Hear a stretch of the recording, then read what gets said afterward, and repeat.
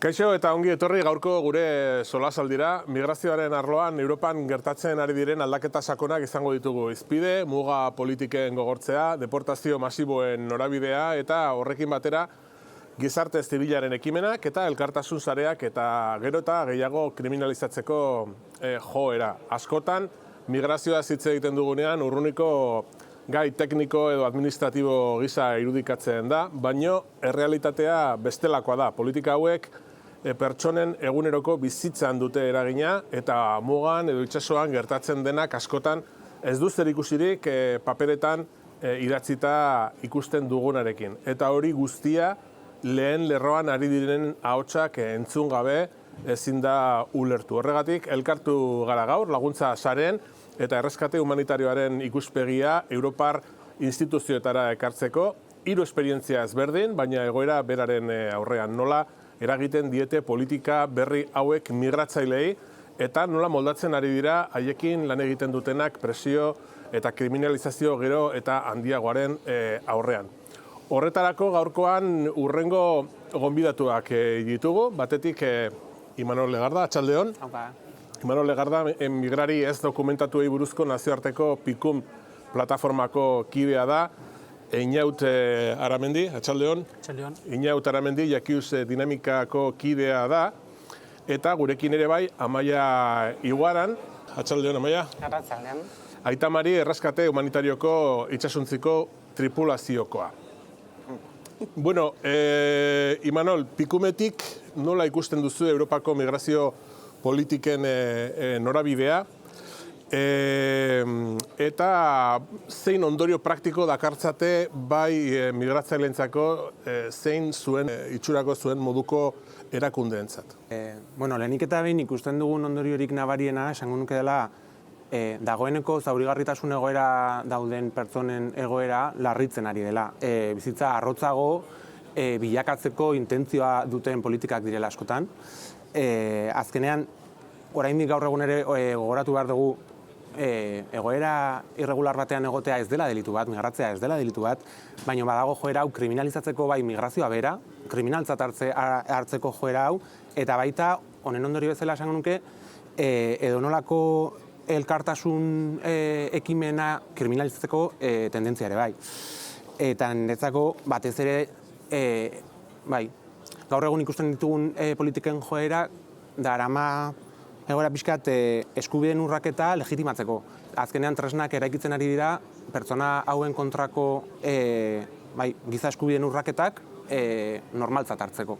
Zuk nola ikusten duzu orain inposatzen ari da nahiko eztabaidan deportazioaren logika hori, 3. herrietara migrariak, errefuxiatuak bidali ahal izatearen logika hori Melonik asmatu zuena, Albaniako zentroekin, eta bar, esplikatu guzu pixka bat zintzuk diren egoera horren ondorio sozial eta juridikoak. Nik esango nuke gaur egungo migrazioaren ildo nagusia dagoela guztiz fokatuta deportazioan, eta horren inguruan ere bai atxiloketak, deportazioak eta externalizazioa esan bezala. Eta ez bakarrikan igual horren beste entzute ditugun kasuak Melonirena bezalakoak, baizik eta gero eta normalagotzat hartzen diren bestelako antzeko ekimenak. Baina esango nuke hau modu populista batean egiten dela, ze alde batetikan, giza eskubide ikuspuntutikan, onartezinak diren hainbat joera onartzen ditugolako, baina ere ez delako praktikoa.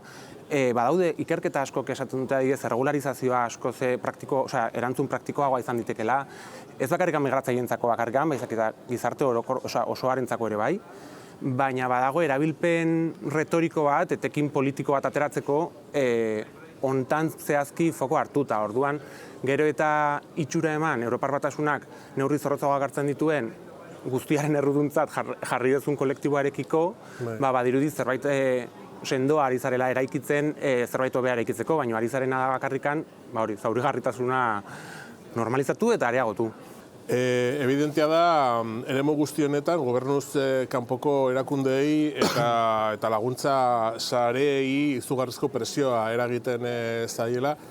Zuen kasuan, PICUMenean, hau guztia nola pairatzen duzu? Ze argibide eman dezakezu hortaz?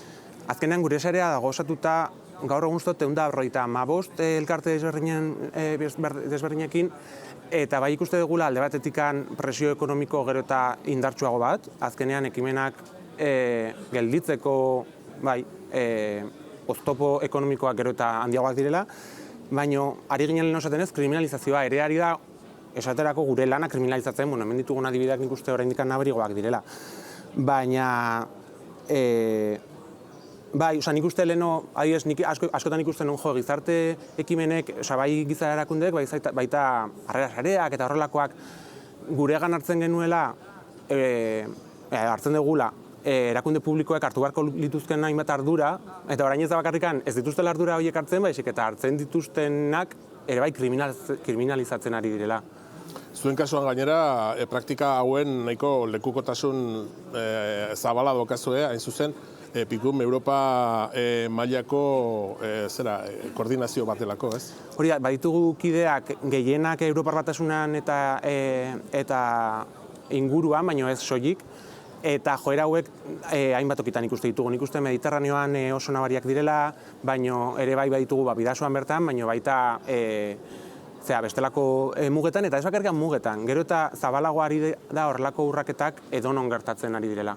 Amaia, en vuestro caso, como integrante de la tripulación de la Itamari, ¿en qué se traduce en vuestro día a día todos estos intentos que estamos comentando de criminalización y de poner obstáculos al rescate humanitario? Bueno, nosotros hemos tenido obstáculos desde el principio, desde que nació Itamari, pero bueno, sí que es verdad que lo mismo que en el Estado español, ahora lo tenemos más fácil con los permisos que nos dan rápido.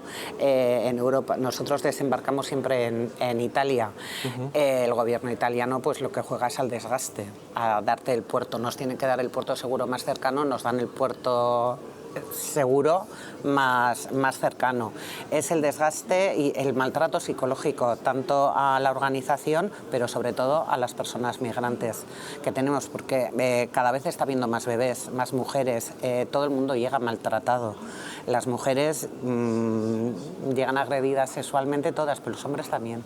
Y los chavales también. En el último rescate tuvimos 15 menores, ¿no? Y las procedencias son de países en conflicto. Este último rescate han sido de Somalia, de Eritrea y de Sudán.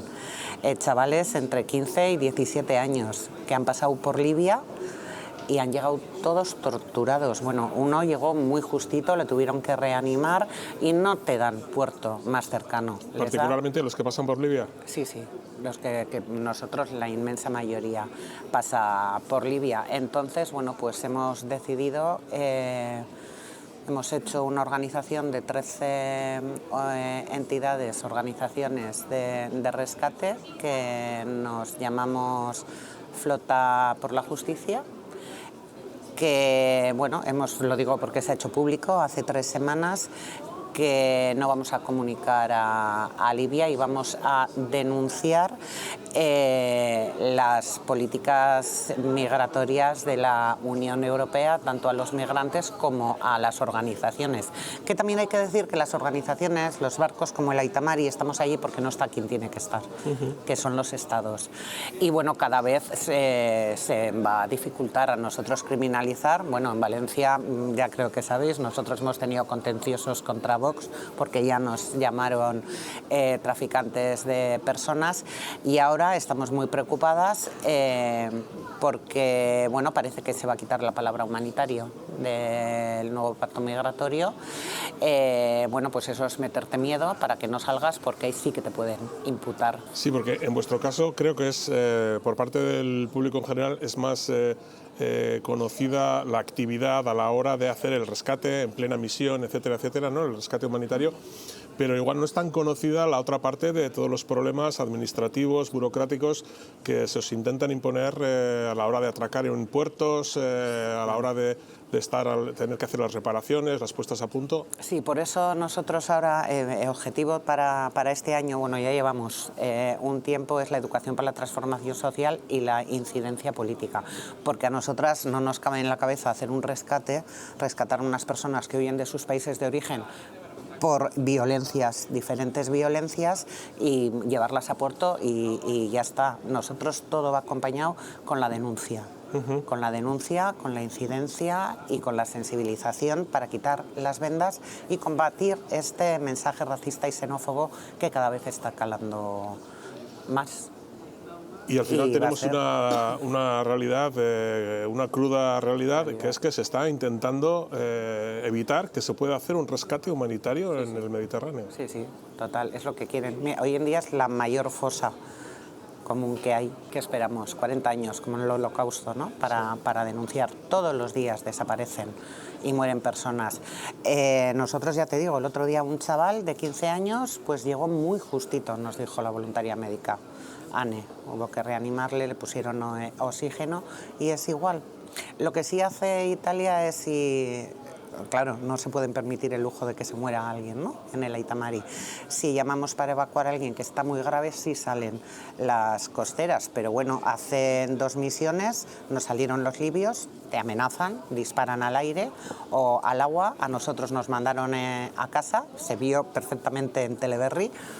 Y bueno, hicieron los compañeros y compañeras que se iban, pero nos quedamos, y menos mal, porque había una patera de goma, vuelven a salir las pateras de goma, pinchada con 135 personas, que si llegamos 2 horas más tarde se ahogan todas las personas. Y Frontex lo sabía, porque los aviones de Frontex lo habían visto. Si Frontex llama a Italia, están en hora y media en Lampedusa, todas esas personas.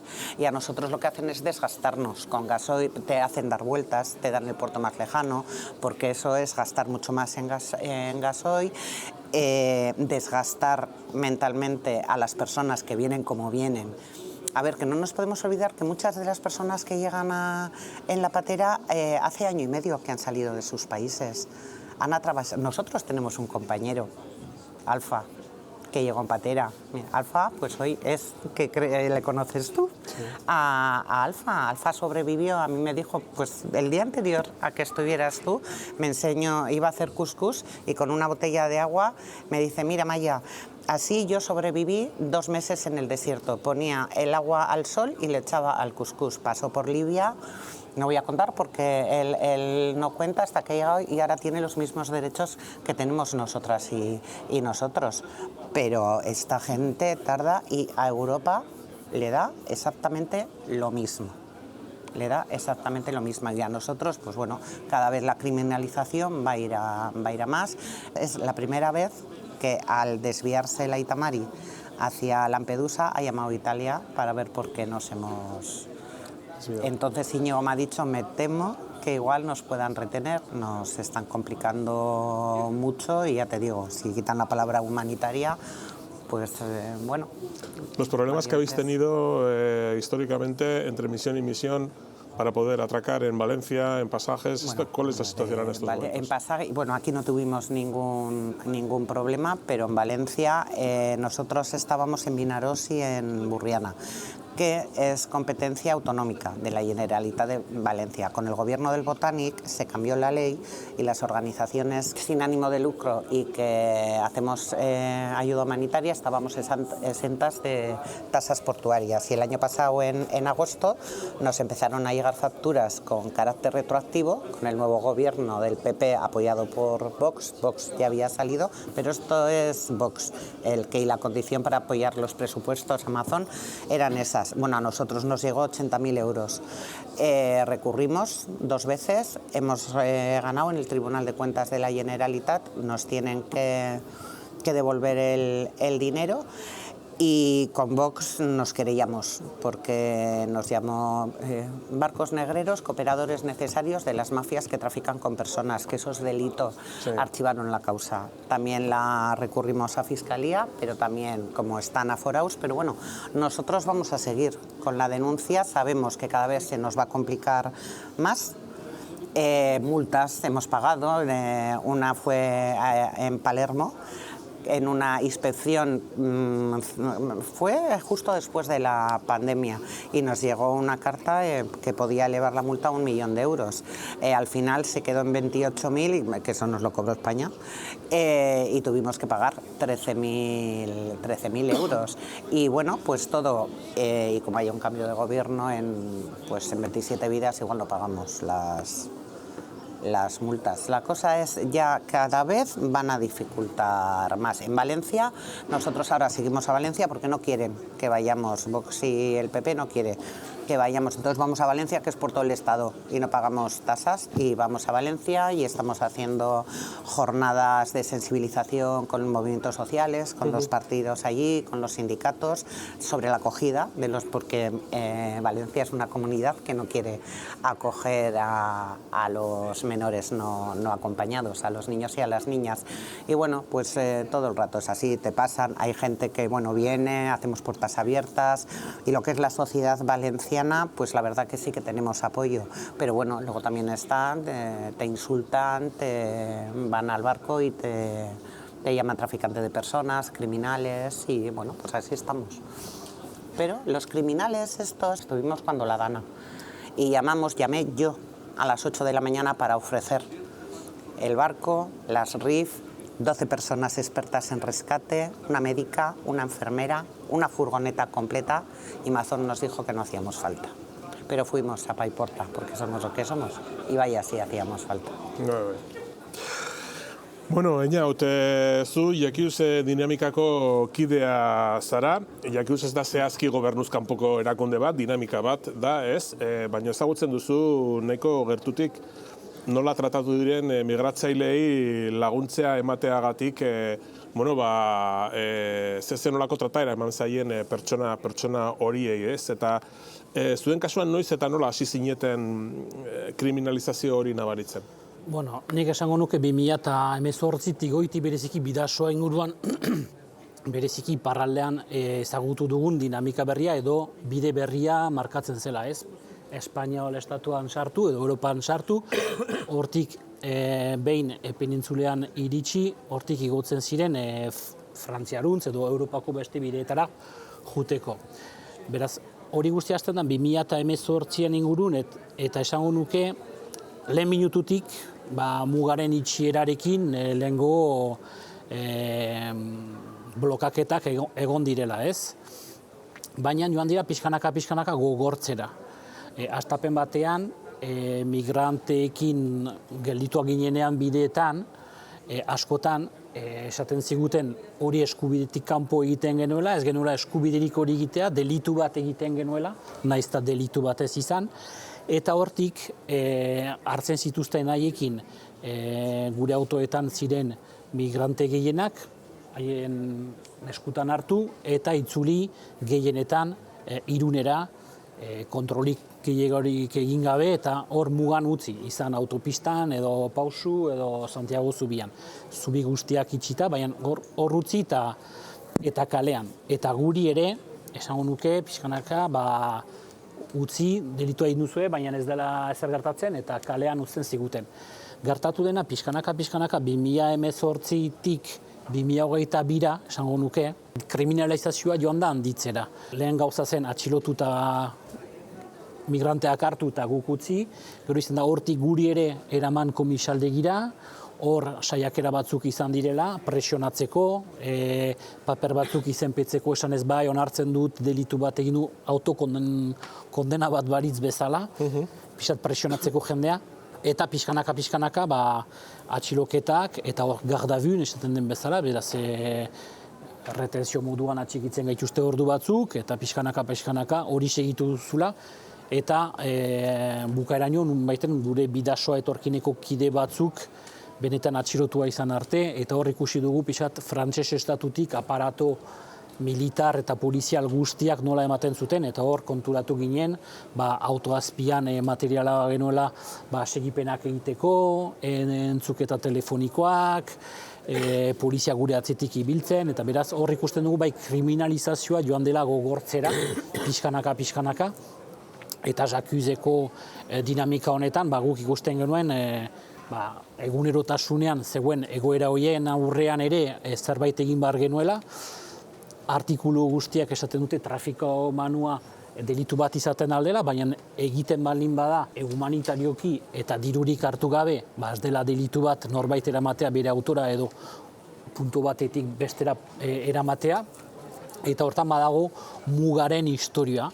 Muga pasa, ez pasa, zer den legeak zer dion, Europako barneko mailako mugak, kanpoko mugetaz ari garen, hor ikusten dugu desberdintasuna nunden, eta joko honetan ikusten dugu pixat hortan ere gogortzen zutela. Eta horregatik, 2022-tik, giren elkarte desberdinan, izan ego Euskal Herriko batzuk, ongi etorri errefuxiatuak, mugak zabalduz, Irungo Harrera Sarea, edo iparraldekoak etorkinekin federazioa, edo bidasoa etorkinekin, eta hor ikusten dugu, edo ikusten genuen, eragile desberniak ari ginela, nunbaiten antzeko lanak egiten, eta 2022an nola frantses estatutik azken 10 urte hauetan itxi zituzten mugak eta 6 hilabetero eskatzen zutela baimenak akotzen. Berriki egin dute bai. 6 hilabetero hortan azaroak batean, segura eski, beste 6 hilabeterako olako mugen itxiera eraman dutela, guk ikusten genuen ere iritsi zela momentua hori ere esalatzea. Gauza bada, egiten duguna lanaren aparte, nunbaiten estatutik jasotzen dugun indar juridikoa hori ere nunbaiten salatu behar genuen. Eta horregatik erabaki genuen pixat astea mobilizatzen eta elkarte desberdin artean elkarlanean jartzea hori buruz erantzuteko. Eta horrela hasi genuen pixat 2022ko azaroaren batean, lehengo ekimena nun pegotonala den zubi hori Hendaia eta Irunen artean esiekin itxia zela eta bestaletik polizia zeudela, erabaki izan desobedientzia zibileko urrats horiek ematea eta mugak irekitzea. Eta honek eraman gaitu elkarlana eta elkarlana hontatik eta ekimenak eginda eta ondo pasata eman zigun aukera gehiago eta pixkanaka eraman gaitu pixkat hor Jakuzeko kanpainara zenta bukaeran korrika zela eta 2024ko korrika egunean Irunen hasten zena eta Baionako bidea hartuko zuena, esaten genuen berdin momentu hori erabili daitekela ere, muga hori existitzen ez dela esateko eta aldarrikatzeko, baina baita ere, denok eskubide berniak genuela, inorrezela ilegala, eta holako dinamika batean sartu ginen. Ekintza horregatik, salaketa bat jaso zenuten, Gendarmeriaren interbentzio bat ere bai, atxiloketa batzuk barne, epaiketa bat izan zen, urrian okerez banago, eta nola dago momentu honetan egoera? Ekimena hori egin genuen publiko, eta hor adierazpen bat atera genuen eragile guztien artean, 25 bat eragile ginen hastapen batean. Publiko egin genuen egunean, egin genuen publiko bideo baten bitartez, ahotsa.infok egindako bideo baten bitartez zabaldu genuen. Baionako suprefeta eta departamentuko prefetak ikusi zuten bideo hori ez haien gustukoa izan, eta beraz eskatu zuten juridikoki hori azterketa batea, prokuradorea plenta jarri, inkesta eraman eta komisaldegira joan ginen. Konbokatua izan ginen, joan ginen denok, estrategia bat aman komunean adostu genuen ere guztiak, eta gure helburua izan zen albezain politizatzea dinamika hori eta albezain bat ere modu kolektiboan egitea. Beraz, epaiketa bat izan dugu, hastapenen urtarrilan izan behar zena urrira pasatu zutena, urriaren 7an epaiketa okan genuen. Epaiketan nabaritu dela informazio oso gutxi dutela gure kontra eta bukaeran prokuradoreak eskatzen duen zigor tamaina ere oso txikia dela, nunbaiten erakusten du ere honen aurrean ez dutela ez frogarik eta ezin dutela ezer segurtatu nor pasa den, nor ez den pasa zen bat, horren inguruan ere dena montatua izan dena pixkat prokuraren edo prefetak agindutako bidetik. Eta ikusiko noragoaz, ea kondenatua gauden edo ez, guk gure defentsa egin dugu absolbitzeko, eta guk pentsatzen dugu ez dugula deliturik egin, naiz eta errekonozitu lagundu ditugula Hendaiatik Baionara eraman ditugunak, baina hortan gure ustez egin dugun guztia ajunt logikoa zen eta segitu behar dugula antzeko borrokak eramaten. Prefetaren iniziatibaz hasitako bide bat izan dela argi dago, hor badago nabarmen elkartasuna delitu bihurtzeko saiakera politiko bat, ez? Hori da, nunbaiten hartzen dute frantses estatutik etortzen diren aginduak. Hemen saiatu behar dugula izaten aldiren migranten aldeko dinamika guztiak saiatu behar dugula oztopatzen, beldurra sartzen ere pertsonen gainean edo erakunden gainean, eta hortik saiakera egiten dituztela. Gure ustez segitu beharko duguna berdin eta elkarlanean saiatu behar dugula, badu efektu ona nire ustez, honek eraman gaitu beste eskema batera, hastapen batean 25 batera gire baginen, bukaeran kanpaina honi esker, esango nuke, iritsi gira kasik 100 elkarte autoinkulpatu direla Jacuz kanpaina honetan, 5.000 pertsona autoinkulpatu direla ere bai, eta honek erakusten du nunbaiten ez, badagola masa kritiko bat ere olako politika migratzaile, arrazistak eta hiltzaileak kondenatzeko, eta horren inguruan segitu behar dugula agitazioa egiten, oso importante delako. Bidasoan gertatzen dena ez da gauza isolatu bat. Azken finean, hor gertatzen denak zerikusi handia dauka Europak, Europa, ez? Zentzu figuratu hortan hartzen dituen erabakien ondorioekin. Ze paralelismo ikusten dituzue momentu honetan Bidasoan leku mailan gertatzen ari diren egoera hauek guztiak eta Europako beste hainbat lekutan horrelako muga, lekutan ematen ari den gizartearen antolaketa eta presioarekin. Harremana daukazue Europako beste lekuren batean horrelako egoerak ematen diren esperientziekin? Bai, noski, bereziki iparraldean den federazioa lan egiten du asko kale inguruan edo La Joya eta Italiarekin dagoen muga horietan beste kolektibo batzukin, karabanarekin ere bat baino gehiagotan gurutatu garela. Egoera jundezberdinak batzutan Italiako mugetan askoz komplikatuak izaten arila polizien aldetik eta guk momentu honetan Bidasoa inguruan ikusten dugula ez dagoela hainbeste 2022tik 2023tik goiti presioa jaitsi dutela pixkat mugan, naiz eta haien diskurtsoa segitzen dute kontrarioa esaten. Beraz, nik uste frantses estatuak komunikazioko operazio batzuk egiten ditu, bai Europa mailan lobbying egiteko, baina baita ere bere barneko politikari erantzuteko, eta horre eskuin muturaren kontrako dinamika hortan guk sartu behar gela, baina haiek ari dira hor lobbying bat egiten eskuin muturrari, esan ez begira, hortan ari gira eta saiatzen ari gira kriminalizazioa eta oztopatzen. Ikuste ditugun adibide hauek ez dira kasu isolatuak eta guk Pikumetikan ikuste ditugu oso modu zabalean urtero biltzen ditugu kriminalizazio kasuak eta Europa osoan ematen dira. Eta guretzako ere bai oso garrantzitsua da azpimarratzea nola eraikitzen diren kriminalizazio prozesu hauek, pixkatari hartuta bilagunek aipatutako adibidekin. Alde batetikan hartzen dira definizio batzuk eta gero definizio horiek desbirtuatu egiten dira, zuk aipatu duzu. Zer da trafikoa? Trafikoan etekina baldin badago, etekin ekonomikoa egon behar baldin badago, eta hori kentzen baldin badago definiziotik, eta gero erabiltzen dut trafikoa empatia basiko hutsa egiten duen norbaiten kontra jotzeko, hori ez zaude trafikoari buruz egiten, baina oso erresa da retorika hori erabiltzea, zedanok egongo gineak trafikoaren kontra, baina aldatu dezu definizioa.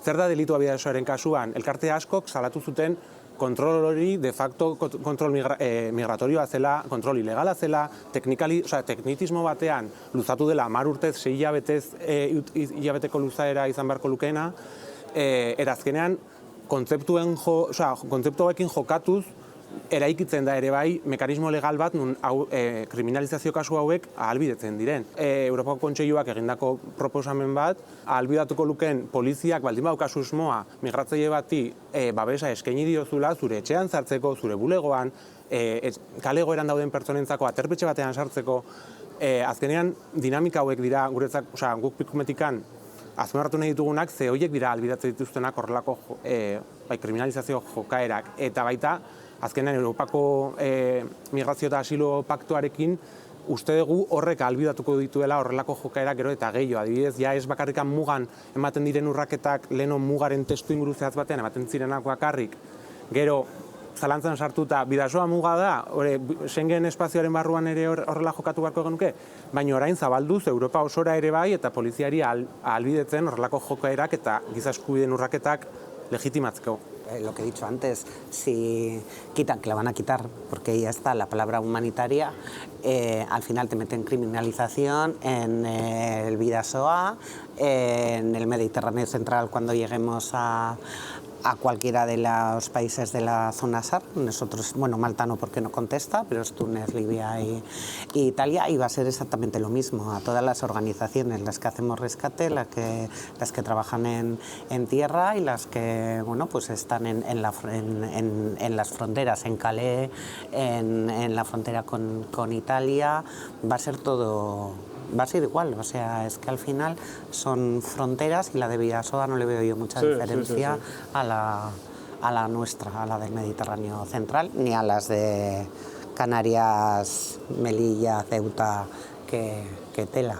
Bueno, igual honi amaiera emateko uste dut importantea dela jendeari transmititzea honen aurrean badaudela bideak, ez? Aurre egiteko eta gauzak beste modu batez egin daitezkela argi usteko gehien bat giza eskubideen errespetuaren gainean, ez? Migrariak pertsonak direla, giza eskubideak dituztela, eta horren gainean bestelako migrazio politikak egin daitezkela. Imanol, zure ustez, zer egin daiteke egoera hori irautzeko? Jakin badakigu Europa osoan, eta zuek Europa osoko erakunde bazarete, badaudela elkartasun sareak. Kontatu guzu pixka bat honetaz. Bai, batzuetan dirudi egoera onartu besterik ez daukagula eta ezinezkoa dela bestelako moduri bilatzea, baina guk pikumen baitopatzen ditugula ekimen asko horrelako joera bati kontra egite diona. Egia da askotan joerak ez datozela akaso Europar Batasun batetik, baina topatzen ditugu ekimen politikoak bai maila lokalean, maila regionalean edo, honi aurre egiten diona, bai erresistentzia zibila, baita badira kasuak non maila lokalean ez dira onartzen, maila nazional batean onartu diren hainbat arau ez direnak bidekoak. Eta ere, fiskat, esperantza zabaltzeko badirela ekimen asko, eta asko, hemen ditugu bi oso osonak, baina horrelako asko daude, asko gara horrelako egoren aurrean, ez gaudenok prest hau onartzeko, eta elkaran artean badagoela indarra. Eta azkenean, ari gara eraikitzen Europar Batasun oso arrotza, baina beste batek esaten dut, samurtasun radikala badago gizakitzate ikustean indar handia honei buelta emateko.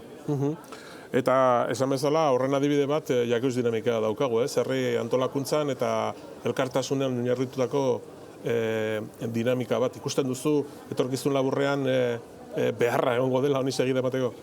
Ni konbentzituta nago baietz, orain egia da, elkarlana oso zaila dela, 25 erakundeen artean adostea, eta hemen Europan ez dut ez da komentatzen ze zaila izan behar denen artean adostea, baina bai, lana suposatzen dugut, askoz fiteago juten alko ginateke, baina modu aman komunean juteko denbora gehiago hartzen dula, beraz bai, ni konbentzituta nago hortan segitu behar dugula, eztabaida suposatzen dituna, Bidasoa inguruan ibiltzen garenok egoera desberdinak ditugula, beraz batzuk esaten ahalko dute, epaiketa hori bukatuta gero jakuz filosofiatik berdin beste zerbaitera pasa behar dugun, eta hor ikusi beharko dugun nola lotzen aldugun, eskuin muturaren kontrako zerbait bilakatu behar dena, zenta horra aipatzen duzu leno box, ekimena egin genuenean Irunen boxek salaketa jarri zuen ere bai, horren inguruan ikusten dugu eskuin muturra zertan ari den, nik uste eskuin muturra